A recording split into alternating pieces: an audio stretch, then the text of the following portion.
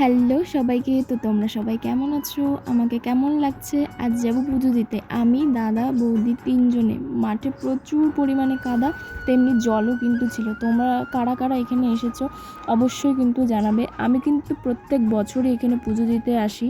মন্দিরের ভেতরে প্রচুর ভিড় থাকার কারণে আমি ভেতরে কোনো ভিডিওই করতে পারিনি। তো বাইরে যতটুকু করা সম্ভব হয়েছে ততটুকুই করেছি। এই পুজোতে কিন্তু একবার হলেও দিনে হোক বা রাতে বৃষ্টি কিন্তু আসবেই। আমরা যখন এসেছি তখন কিন্তু ঠিকঠাক মেলার কোনো দোকানদারই আসেনি বলতে গেলেই চলে। তো আমরা কিন্তু মেলাতে আর সেরকম করে ঘুরতে পারিনি, যেহেতু কোনো দোকানই ছিল না।